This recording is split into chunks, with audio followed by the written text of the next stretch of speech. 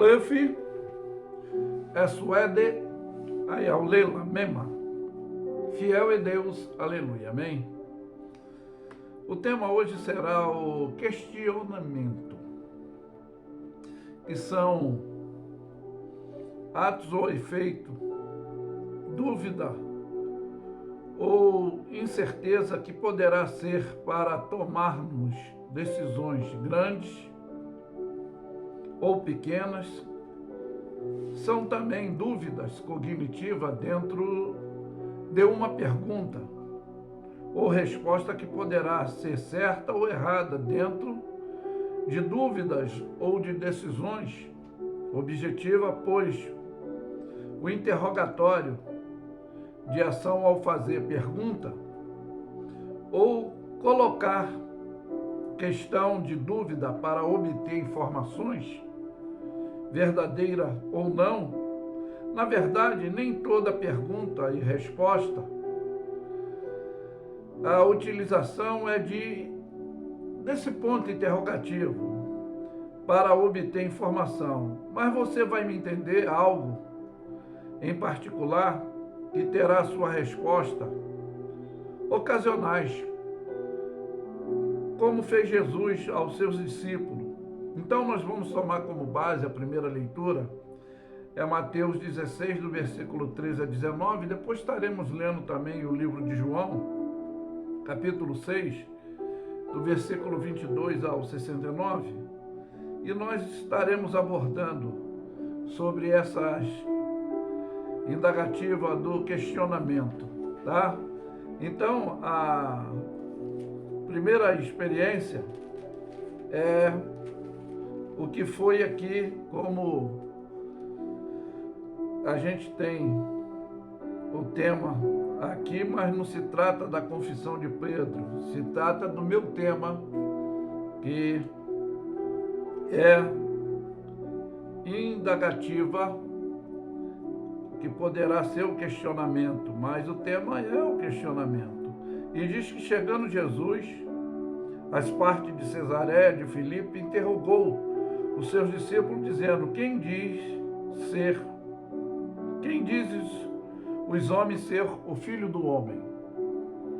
E eles disseram: uns João Batista, outros Elias, e outros Jeremias, e outro um dos profetas. Disse-lhe, pois, e vós, quem dizeis que sou?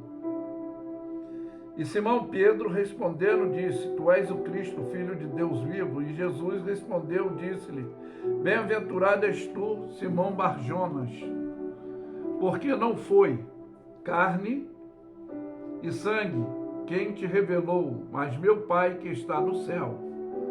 Pois também eu vos digo que tu és Pedro, e sobre esta pedra edificarei a minha igreja, e as portas do inferno não prevalecerão contra ela. E eu te darei a chave do reino dos céus, e tudo que ligares na terra será ligado no céu, tudo que desligares da terra será desligado do céu. Bom, passando para o livro de João, como tem a referência da epígrafe, que Jesus é o pão da vida para os que creem. Então o versículo 22 do capítulo 6 diz: e no dia seguinte, a multidão e os que estavam do outro lado do mar, vendo o que havia ali mais do que um banquete, que Jesus não entrara com seus discípulos naquele barquinho, mas que os seus discípulos tinham ido sós. Contudo, os outros barquinhos navegavam, chegando a Tiberíades,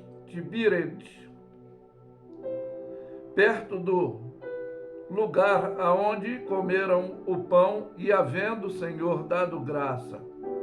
E vendo, pois, a multidão, que Jesus não estava ali, nem os seus discípulos, entraram eles também nos barcos e foram a Cafarnaum em busca de Jesus. E achando outros do lado oposto disseram: Rabi, que significa mestre, quando chegaste aqui? E Jesus respondeu e disse: na verdade vos digo que me buscais não pelos sinais que viste, mas porque comeste do pão que vos saciaste. Trabalhai não pela comida que perece, mas pela comida que permanece para a vida eterna, o qual o Filho do Homem vos dará, porque a este o Pai deu e o selou. E disseram: pois o que faremos para executarmos a obra de Deus? Jesus, porém, respondeu e disse-lhe: a obra de Deus é esta, que creiais naquele que ele enviou. E disseram: pois qual sinais poderás fazer tu, para que vejamos e creiamos em ti? O que opera em tu? Os nossos pais comeram maná no deserto, como está escrito: deu-lhes a comer o pão do céu. E disse-lhe, pois, Jesus: na verdade vos digo que Moisés não vos deu o pão do céu, mas meu Pai vos dá o verdadeiro pão do céu, porque o pão de Deus é aquele que desce do céu e dá a vida ao mundo. E disseram, pois: Senhor, dá-nos sempre deste pão. E Jesus disse-lhes: eu sou o pão da vida, aquele que vem a mim não terá fome, e quem crê em mim nunca terá sede. Mas, já que vos disseste que também vós sois, e me viste, e contudo não creste, e tudo que o Pai me dá virá a mim, e o que vem a mim de maneira nenhuma lançarei fora, porque eu desci do céu, e não para fazer a minha vontade, mas a vontade daquele que me enviou.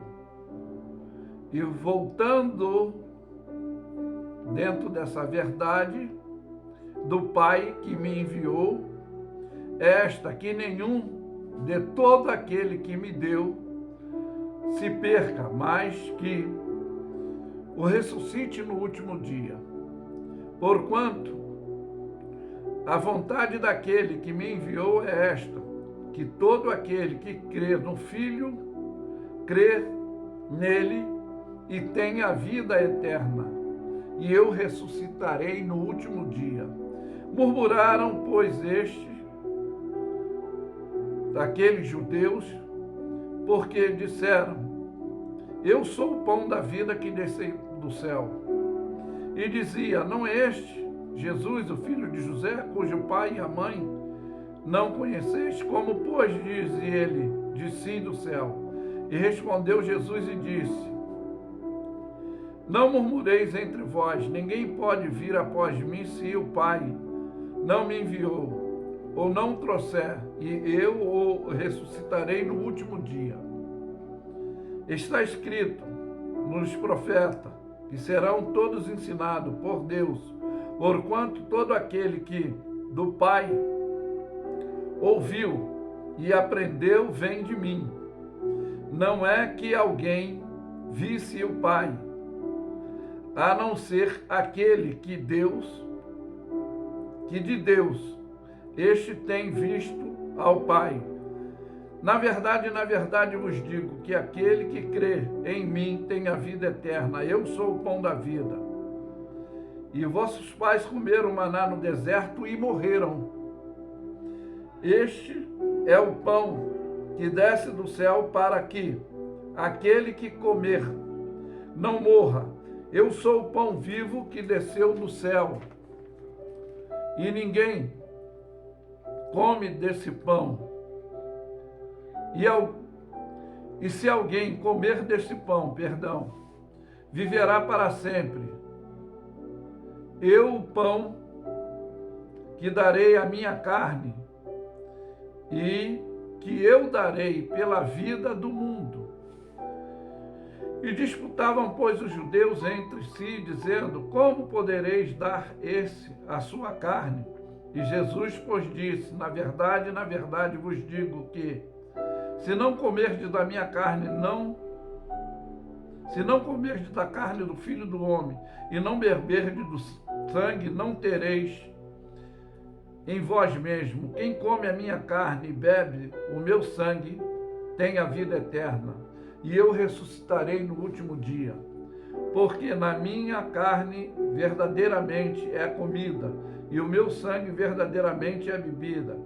E quem come a minha carne e bebe o meu sangue permanece em mim e eu nele.